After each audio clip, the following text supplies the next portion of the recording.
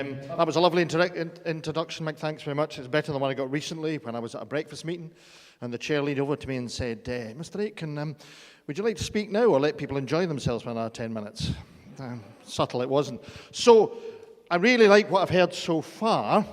It nicks about half my speech, so that's not bad. But one of the first things is that business about radical and about values. So I'm going to tell you the 4 things that we try and use in Cyrenians when we think about thinking differently, thinking radically. And the first of those is our values.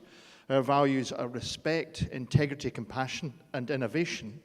And we use them not just on a wall and it's a nice idea, but everything we do, we test first and foremost with our values. Because if what you do is not embedded with your values, then it will not achieve the mission and passion for change that you have. It's really important to keep talking about them almost to the point of boring people with them, because that's the heart of what you do. That's your soul, is your values. Give you an example. So we've got a brand new kitchen that we invested in because we teach folk who are in challenging situations to cook, because we know as a homelessness organisation, if folk can't cook, they will struggle to keep a tenancy. So we do that, but we knew we could also earn some money out of this. We could have other classes, get people to pay, come and use the kitchen, it's really nice, and that would be a nice wee earner for us. But that just didn't feel right, just in itself.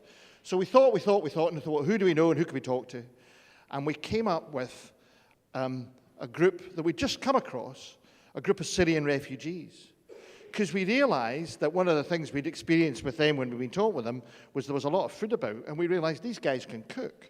And what they're looking for is a way of having a work experience and be able to show employability so that they can get better integrated into the community.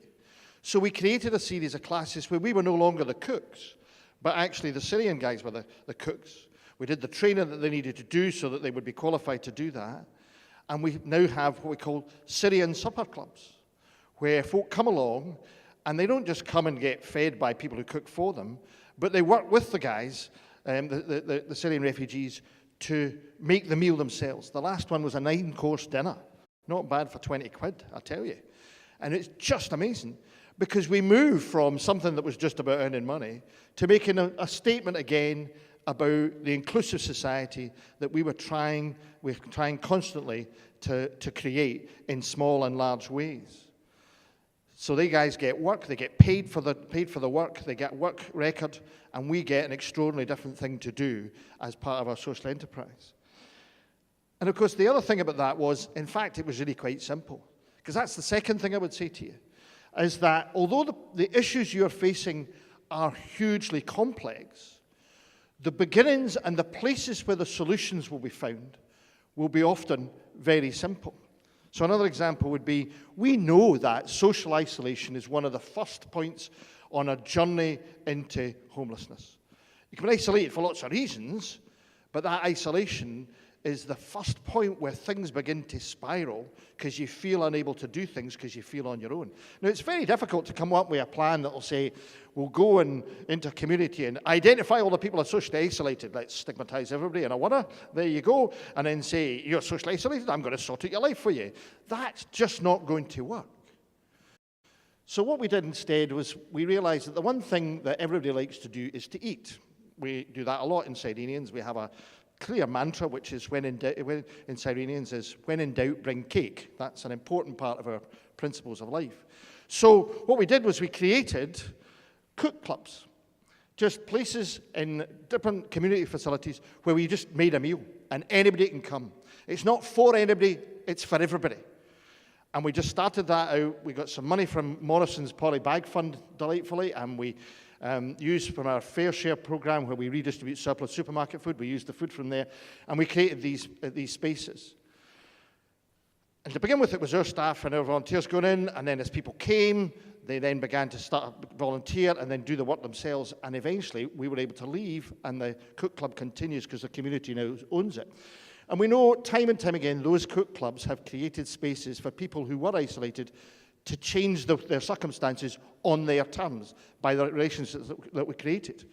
One example was a woman who had been really housebound for about 18 months because she had lost her only child. She was a single parent, only child who was aged about 14. And she was just so utterly devastated by this. She just lost the will to participate in life. And nothing could get her out of the house.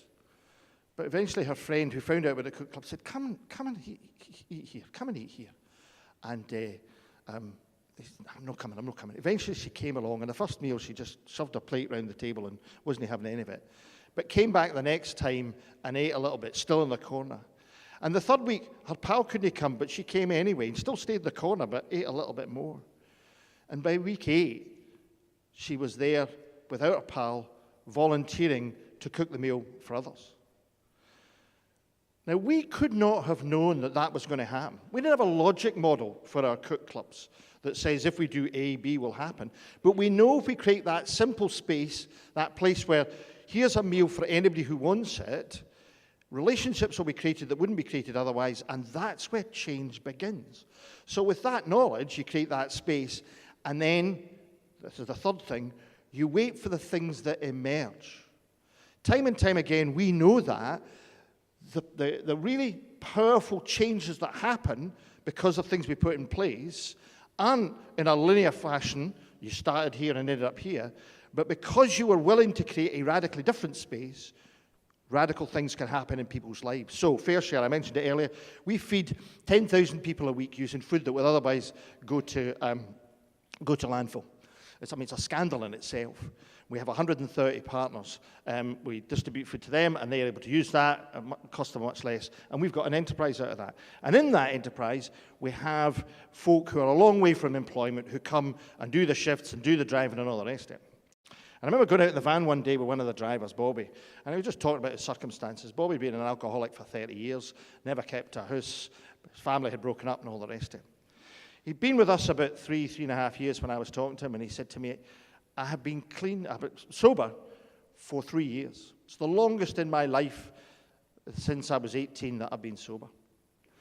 And I've kept my house for that time, and I'm back talking with my daughter. All because he was able to be part of something that gave him a space and a sense of belonging. But the really important thing was that he said, the reason I got to this place is because I've moved from being someone who's helped to someone who helps others. The transformational moment was in his soul, not in the things that he did or the fact that we set that stuff up. And we just need to be ready for those emerging transformation moments so that we can then go with the person on the next part of the journey. That will never appear in a logic model. It will never appear in a business plan. But knowing and being prepared for responding to those things means your radical ideas can actually work. And based on that understanding and the relationships you build because of the new spaces you create. And the last thing I would say is this, simply this, is hold your nerve.